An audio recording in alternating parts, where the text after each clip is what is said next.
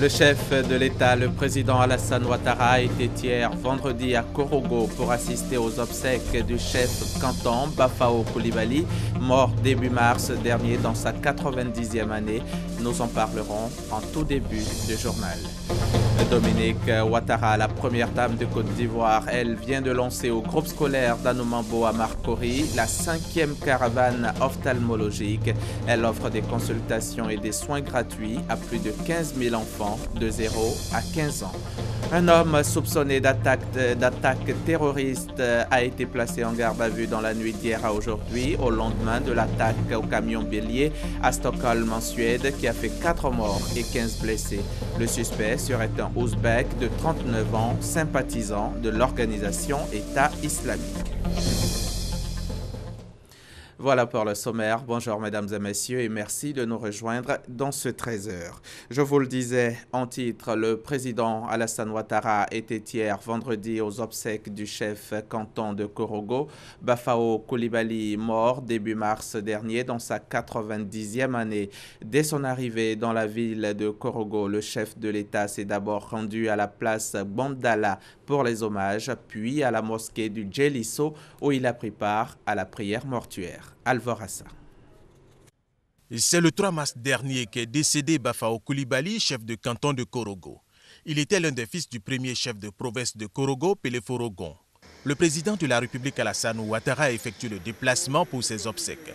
Après son arrivée à l'aéroport de Korogo, il s'est rendu à la place Bondala, lieu réservé aux grandes cérémonies à Korogo, où les populations se sont mobilisées pour dire adieu à leur chef canton Bafao Coulibaly.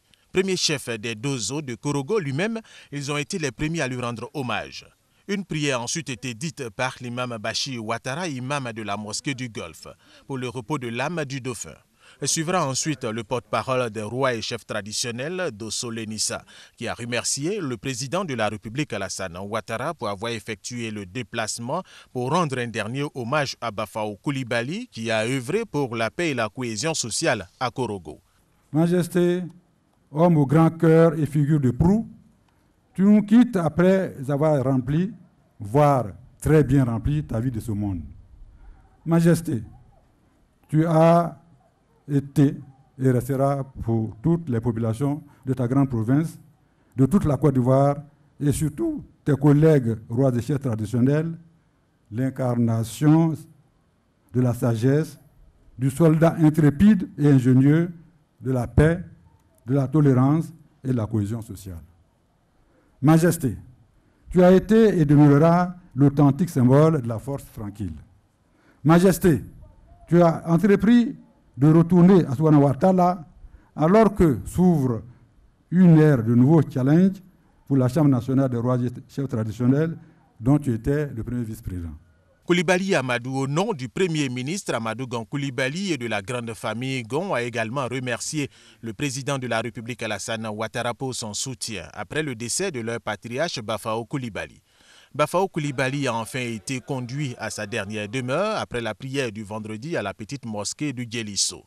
Rappelons qu'il a occupé plusieurs fonctions administratives. Il avait 90 ans, il laisse derrière lui une épouse, 17 enfants, mieux, toute une communauté. Et ici à Abidjan, la première dame de Côte d'Ivoire s'est rendue hier au groupe scolaire d'Anoumambo dans la commune de Marcory. Elle y a procédé au lancement de la 5e caravane ophtalmologique. Dominique Ouattara offre des consultations et des soins gratuits à plus de 15 000 enfants de 0 à 15 ans. Le compte-rendu de Jérôme Kofi Abolin. Cette caravane ophtalmologique de consultations et soins gratuits des enfants de 0 à 15 ans va dans le sens de son combat pour les grandes causes qu'elle a toujours menées. Avec cette initiative de la Fondation Children of Africa qu'elle dirige, la première dame de Côte d'Ivoire, Dominique Ouattara, veut contribuer non seulement à la bonne santé, mais aussi à la réussite scolaire de ces tout-petits sur qui repose l'espoir de leurs parents. Pour le groupe scolaire d'Anoumambo, commune de Marcory, qui accueille le lancement de cette édition, la 5e du genre, la présence de la première dame est un grand honneur. Ce qui explique l'ambiance festive à travers des sketchs, chants, danses et autres prestations d'artistes. Bref, cette illustre présence comme un honneur, mais aussi un bonheur surtout pour les bénéficiaires de ces consultations et soins ophtalmologiques gratuits. Dominique, merci pour toutes vos actions en faveur des enfants. Votre fondation Children of Africa ne cesse de donner le sourire à des milliers d'enfants en Afrique et en Côte d'Ivoire en particulier. Ne dit-on pas que la vue, c'est la vie? Merci Maman Dominique de nous aider à mieux voir les merveilles de la vie. La 5e caravane ophtalmologique prend en compte 15 000 enfants, en plus des 60 000 autres qui ont déjà bénéficié des caravanes précédentes. Cette année encore, 15 000 enfants supplémentaires, âgés de 0 à 15 ans, seront reçus en consultation et bénéficieront de soins oculaires ou de prescription de lunettes de vue en fonction du diagnostic des médecins. Je tiens à cet effet à remercier tous les donateurs, partenaires et bénévoles de la Fondation Children of Africa qui œuvrent à nos côtés pour rendre cette action possible année après année. Durant cette période, les ophtalmologistes de la Fondation seront à pied d'œuvre pour dépister les problèmes oculaires de nos enfants et leur prodiguer les meilleurs soins et, le cas échéant, leur offrir des produits médicaux et des lunettes. Un enfant en bonne santé et avec une bonne vue a plus de chances de mieux se concentrer à l'école et d'obtenir de bons résultats scolaires. Et je vous rappelle, chers parents, que tous les soins prodigués et les lunettes seront entièrement gratuits. Cela a été important pour moi, afin de vous soulager des frais liés à la consultation des spécialistes de la vue et à l'achat de lunettes qui sont parfois très coûteux. Après Anne-Mambo, le cap sera mis sur la région du Haut-Sassandra. Présent à cette cérémonie de lancement, le président du conseil régional du Haut-Sassandra, Alphonse Guégué-Madi, a dit être là en tant que témoin pour prendre le relais du 21 au 29 avril prochain. Cérémonie au cours de laquelle la première dame de Côte d'Ivoire, comme à ses habitudes, a fait plusieurs dons. Dons en matériel et en espèces évalués à environ 21 millions de francs CFA. Puis la première dame, Dominique Ouattara, a pris congé après des visites des cabines de consultation et soins. Pour ses hôtes, ce moment ne peut être que celui de la joie et des souvenirs aussi. Ouvrons à présent la page santé de ce journal. Le cancer chez la femme, notamment celui du col de l'utérus, menace de plus en plus la santé de la reproduction. À Sassandra, grâce à l'appui du Fonds des Nations Unies pour la population, 260 femmes ont bénéficié le week-end dernier de consultations gratuites. Des consultations à l'issue desquelles 11 cas suspects du cancer du col de l'utérus ont été détectés. Reportage Iné Valère et Serge Collier. Braves femmes de Boclet, il est impérieux de surveiller votre santé pour éviter les maladies telles que le cancer du col de l'utérus et du sein. Bien d'autres affections qui vous fragilisent davantage. À ce propos, des consultations foraines seront organisées. Comme promis à l'occasion des festivités de la Journée internationale de la femme, 260 femmes de Sassandra bénéficient de consultations gratuites contre le cancer du sein et du col de l'utérus. 11 cas suspects de cancer du col de l'utérus ont été détectés. Le cancer du col de l'utérus survient généralement chez la femme du fait d'une activité sexuelle précoce et intense, a fait savoir le docteur Théé, gynécologue obstétricien à l'hôpital général de Sassandra. C'est pour cette raison que les jeunes filles dès l'âge de 16 ans ont été examinées. Victoire Alaoui, sous-préfet de Sassandra, supervisant la consultation foraine, a invité les femmes de Sassandra à des consultations régulières afin de prévenir ces cancers qui peuvent être guéris s'ils sont détectés très tôt. Dr Almouner Talbot, coordonnateur de programme à l'UNFPA, s'est félicité de l'engagement des autorités préfectorales de Sassandra pour le bien-être des populations. Cette campagne de dépistage du cancer chez la femme a été précédée la veille dans la soirée d'une séance de sensibilisation sur les violences basées sur le genre avec l'appui de l'UNFPA et la clinique juridique de San Pedro. Le film « Le défi de Fifi » a servi de support à cette campagne. À Bondoukou, ce sont 20 femmes porteuses de la fistule obstétricale qui en sont guéries. Elles ont bénéficié d'une aide de l'AIBF et du FNUAP, une aide pour leur permettre de se prendre en charge en vue de leur réinsertion dans le tissu social. Chantal et Ouman Akandan, témoignage. La fistule obstétricale est une lésion qui survient chez la femme à la suite d'un accouchement difficile de plusieurs jours sans assistance médicale à temps. L'une des conséquences de cette maladie est la perte d'urine chronique. 20 femmes de Bondoukou sont aujourd'hui guéries de ce mal. Elles ont bénéficié d'un programme initié par l'AIBF en partenariat avec le FNUAP. Ce programme vise à prendre en charge les porteuses de fistule obstétricale pour leur traitement et leur réinsertion. Le kit que nous remettons à ces 20 femmes pour leur permettre de réintégrer la société, leur village d'origine, c'est du matériel qui peut leur permettre de mener des activités génératrices de revenus. Et c'est en fonction de ce qu'elles-mêmes ont défini que nous avons opéré les achats. C'est d'une valeur de 1,9 million et ça s'étend sur 2 sites. Vous avez le site 1 qui est Bondoukou, ensuite le site 2 qui est Bouna. Ces ex-porteuses de fistules ont reçu des kits composés de vivres et de non-vivres, notamment des sacs de riz, de farine, des casseroles, des fourneaux et des machines à coudre.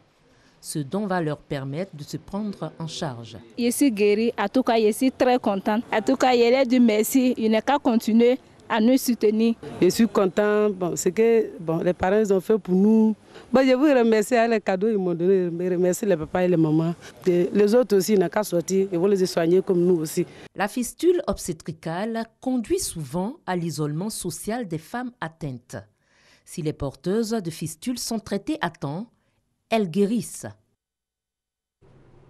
Les pays membres de l'Afristat, l'Observatoire économique et statistique d'Afrique subsaharienne, sont en conclave ici à Abidjan. Une réunion pour examiner et approuver le rapport d'activité 2016. Il a été aussi question d'analyser la mise en œuvre des recommandations, des résolutions et des décisions de la 34e rencontre. La réunion visait aussi à préparer la 27e session du Conseil des ministres prévue le 13 avril prochain. Herman Niamia. L'année 2016 terminée, les pays membres de l'Observatoire économique et statistique d'Afrique subsaharienne Afristat à Abidjan pour faire le bilan des activités.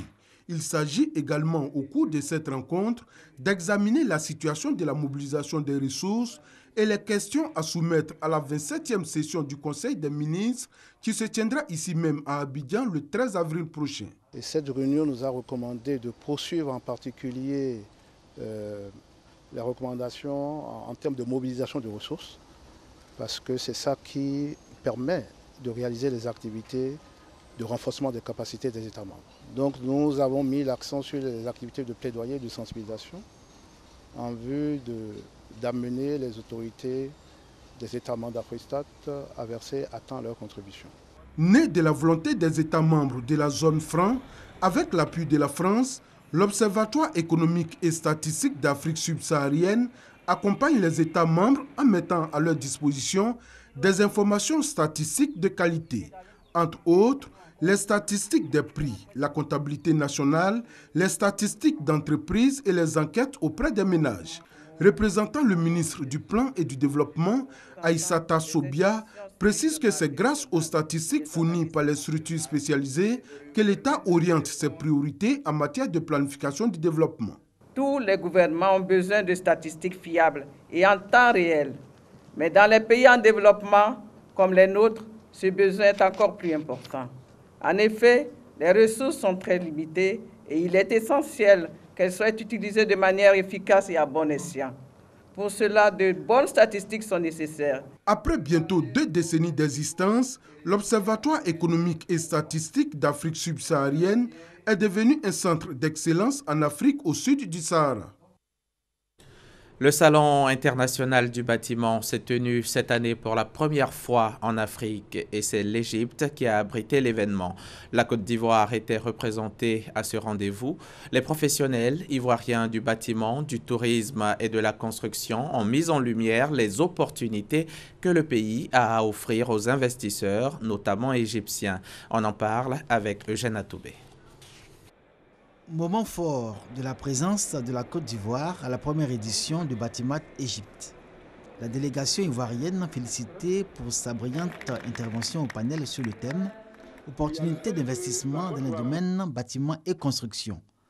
Les panélistes persuasifs ont montré qu'au-delà du bâtiment et de la construction, la Côte d'Ivoire est un terreau fertile pour les investisseurs égyptiens dans tous les domaines du développement.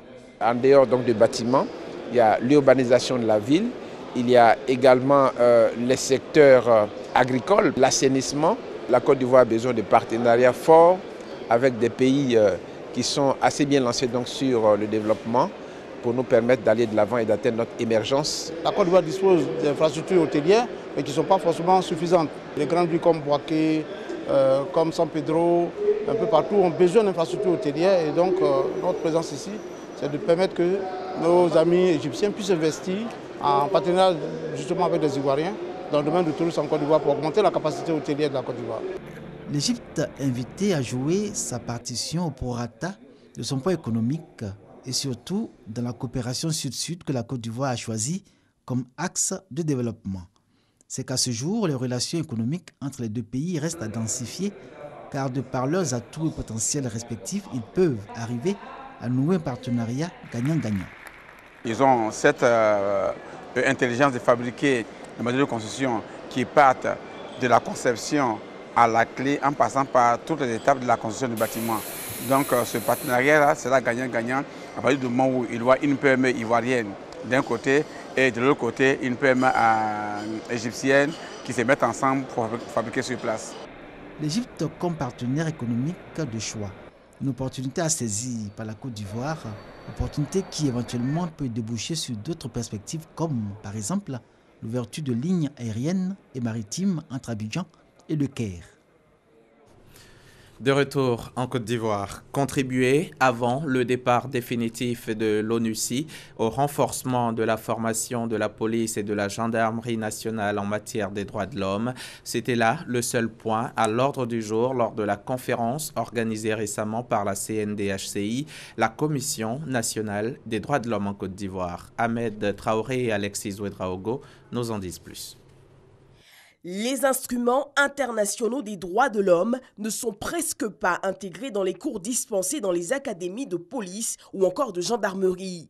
Pour contribuer à une meilleure prise en compte de l'enseignement des dites notions, la Commission nationale des droits de l'homme en Côte d'Ivoire et son partenaire, le Haut Commissariat aux droits de l'homme, sont allés voir la police et la gendarmerie. L'ONUCI avait commencé un travail avec les grands commandements que sont la police et la gendarmerie dans le cadre de l'intégration de l'éducation aux droits de l'homme dans ces académies. Et donc, comme vous le savez, l'ONUCI s'en va très bientôt et cette activité revient à la Commission nationale des droits de l'homme.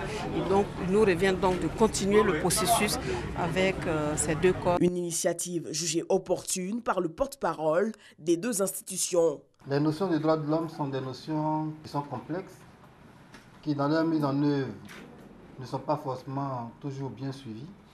Mais il appartient à tout peuple, à toute institution de pouvoir à un moment donné s'arrêter et évaluer la mise en œuvre de ces droits et mieux les conduire. Ceci étant, la police nationale, tout comme la gendarmerie nationale, se feront fort de mieux analyser la situation qui vient d'être remise et de tout mettre en œuvre pour que les droits de l'homme soient mieux protégés en Côte d'Ivoire et mieux garantis. Avec le départ de l'ONUCI, la Commission nationale des droits de l'homme en Côte d'Ivoire estime qu'une sensibilisation sur les notions de droits de l'homme doit être renforcée. L'ASCAD, l'Académie des sciences, des arts, des cultures et des diasporas africaines vient de procéder à l'investiture de 5 enseignants-chercheurs pour combler un déficit d'effectifs dans le domaine des sciences, de la politique et de l'économie de gestion. Leur investiture a eu lieu en présence de hautes personnalités universitaires. Éric Goré pour en savoir plus. 5 personnalités ivoiriennes viennent d'être déclarées aptes à intégrer l'Académie des sciences et des arts et des cultures d'Afrique et des diasporas africaines, ASCAD. C'est après un test rigoureux qu'elles ont été choisies. Elles entrent ainsi dans le bois sacré. Cette investiture leur donne tous les pouvoirs pour exercer au sein de cet institut. Anassé Adja, Astin Hachi, Kouyaté Christine Biti, Ndapol et Ngata Essi auront pour mission d'apporter un souffle nouveau à l'ASCAD dans le domaine des sciences juridiques, politiques, économie de gestion. Une fierté pour ceux qui portent désormais cette robe, symbole de l'ASCAD. J'arrive dans cette académie où je trouve des éminentes personnalités, des intellectuels reconnus tout dans le monde. Et donc nous venons apporter juste notre petite contribution dans le domaine de la gestion. Mais nous sommes venus aussi pour apprendre, parce qu'en fait, nous allons tous à l'émergence et chacun doit y apporter ses compétences, ses ressources pour qu'ensemble on y arrive. Selon les membres de l'ASCAD, ces 5 personnalités sont jugées dignes d'appartenir à la famille. Elles vont combler le déficit des sciences juridiques, politiques et économie de gestion. La Fondation Félix Houphouët-Boigny pour la recherche de la paix vient de créer un nouveau prix. Un prix qui va distinguer des mémoires de master et des thèses portant sur la vie du président Feu Félix Houphouët-Boigny. Le lancement officiel du prix a eu lieu récemment au cours d'un déjeuner de presse organisé par la Fondation. Malika Koulibaly y était pour RTI. Bientôt, un prix pour les meilleurs étudiants des universités publiques et privées de Côte d'Ivoire. Prix Félix Houphouët-Boigny, c'est son nom. Ce prix va distinguer les meilleurs étudiants ayant soutenu des mémoires de master et des thèses portant sur la vie, la pensée, l'action et l'œuvre historique du président Félix Houphouët-Boigny. Il s'agira pour les étudiants intéressés d'étudier Félix Houphouët-Boigny comme objet d'étude scientifique pour mieux expliquer et comprendre sa pensée, sa philosophie politique, son action historique. Ce nouveau prix n'a pas la même visée ni le même public cible que le prix Félix Houphouët-Boigny pour la recherche de la paix, décerné par l'UNESCO. Le prix Félix Houphouët-Boigny, décerné par l'UNESCO, ça vise à distinguer les personnes physiques et morales qui œuvrent pour la promotion de la paix dans le monde entier. Alors que notre prix, c'est pour encourager les étudiants ivoiriens des universités publiques et privées à étudier Félix Houphouët-Boigny comme objet d'études scientifiques. Ce prix sera décerné chaque 18 octobre, date symbolique de la naissance du président Félix Houphouët-Boigny. Le ministère de l'Enseignement supérieur et de la Recherche scientifique approuve la création de ce prix, 500 000 francs CFA pour les mémoires de master et 1 million de francs CFA pour les thèses. C'est ce que renferment ces prix selon les organisateurs. Il sera décerné chaque année par un jury de 10 personnalités ivoiriennes et étrangères. La direction régionale de l'éducation nationale de Soubré a organisé la semaine dernière une journée carrière à l'intention des élèves des lycées et collèges de la zone. L'objectif, c'était d'orienter ces élèves sur les perspectives d'embauche, les possibilités de carrière et les stratégies de mise en valeur d'un diplôme d'études supérieures sur le marché de l'emploi. Les élèves des classes de 3e et terminale des lycées et collèges de Soubré ont effectué nombreux les déplacements dans les locaux des lycées 1 et 2 de la ville. En ce lieu et à l'occasion des représentations du monde du travail, notamment les établissements financiers, la police, la gendarmerie, les eaux et forêts, les maisons d'assurance et des structures de la fonction publique ont dressé leur stand. Les autorités éducatives, à leur tête le directeur régional Siloué Lassina, ont mené plusieurs semaines plus tôt une vaste campagne de sensibilisation qui a porté sur le sens et la portée des journées carrières. Le thème de celle de Soubré, quel encadrement de l'apprenant pour une école de qualité. Les élèves ont pu découvrir les différentes offres de formation que leur proposent les corps de métier et les opportunités d'emploi directes et indirectes sur le marché. Yeo Siaka, président du comité d'organisation, a invité les élèves à connaître tous les contours d'un métier afin d'étudier en conséquence pour s'y engager. Le directeur régional de l'éducation nationale de Soubré a souhaité que ceux-ci tirent le meilleur bénéfice de cette journée carrière dans la perspective d'une vie professionnelle réussie. Dans peu de temps, Les examens du BEPC et du baccalauréat. Les élèves des classes de 3e et terminale devraient trouver en cette journée carrière l'éclairage nécessaire pour décider de ce qu'ils feront ou voudraient être demain. C'était un reportage d'Eugène Atoubé. À présent, direction Tiémélécro dans le Moronou. Le village de Sérebissou a été ravagé récemment par une tornade. Aucune perte humaine n'est à déplorer, mais les dégâts matériels sont considérables. Honorina Igori. Cette tornade a arraché et emporté les toits de nombreuses maisons du village de Sérebissou dans la région du Moronou. Le groupe scolaire du village et l'église catholique n'ont pas été épargnés. Au groupe scolaire, le spectacle est plus désolant. Ce sont les 5 bâtiments qui constituent cette école et les logements des enseignants, notamment celui du directeur, qui ont été complètement décoiffés, laissant matériel didactique, table banc et livres des enfants à la merci des intempéries. Aujourd'hui, nous demandons de l'aide à l'État, que l'État vienne nous aider. Nous n'avons rien, nous avons tout perdu. Ce n'est pas moi, c'est pour les enfants. Ça me fait pleurer.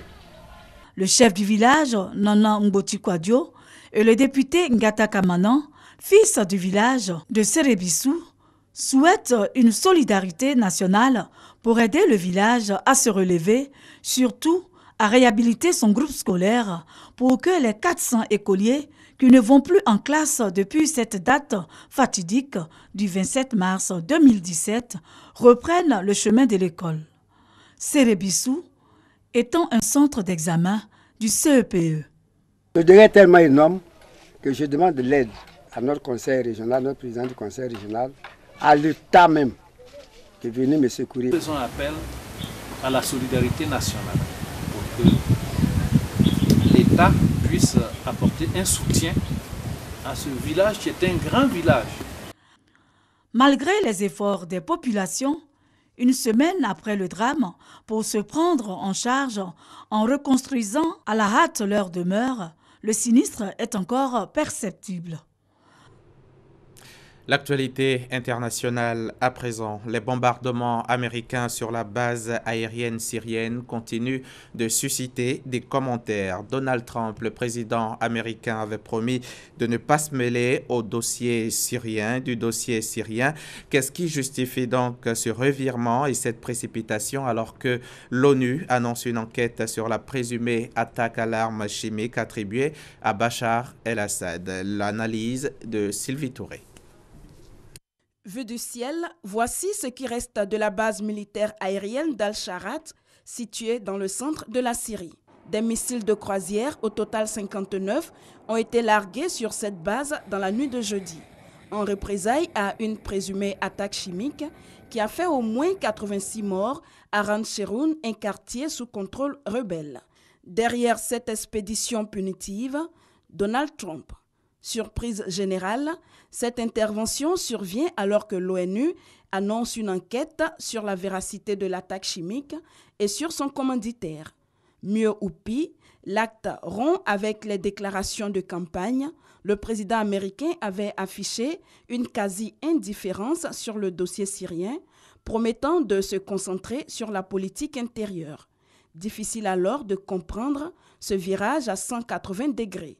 Toutefois, ce bombardement a occasionné une vague de réactions dans le monde, applaudi par les alliés européens de Washington et condamné par ceux de la Syrie, notamment l'Iran et la Russie. Ce changement de position et de ton du président américain marque-t-il un tournant décisif dans la crise syrienne? Sur ce point, les avis se contredisent. Simple coup médiatique pour certains, après les revers subis sur la scène nationale américaine, notamment sur le dossier de l'immigration, quand les autres, principalement les alliés européens, veulent croire en un regain de lucidité du président américain sur la crise syrienne. Mais là où tous s'accordent, c'est que Donald Trump fait mentir tous ceux qui l'accusaient de flirter avec Poutine. Ce dernier a d'ailleurs convoqué ce vendredi soir une réunion du Conseil de sécurité de l'ONU et a par ailleurs promis le renforcement des défenses anti-aériennes syriennes. Moscou a également annoncé la suspension de l'accord avec les États-Unis sur la prévention des incidents aériens. Le message est clair, Moscou est piqué au vif, touché dans son orgueil. Son leadership sur le dossier vient d'être contesté par un invité surprise sur la scène syrienne, l'imprévisible Donald Trump. C'était une analyse de Sylvie Touré. En bref et en images, un homme soupçonné d'attaque terroriste a été placé en garde à vue dans la nuit de vendredi 7 à samedi 8 avril à Stockholm, au lendemain de l'attaque au camion bélier qui a fait 4 morts et 15 blessés dans la capitale suédoise. C'est ce qu'a annoncé le parquet. Un autre soupçonné d'être en lien avec l'attaque a également été interpellé. L'homme placé en garde à vue serait le chauffeur du véhicule. Selon plusieurs médias suédois, le suspect est un Ouzbek de 39 ans, sympathisant de l'organisation État islamique. C'est la fin de ce journal. Merci au rédacteur en chef adjoint Sylvie Touré, à Mariette Alangba et à vous tous de votre attention. À demain.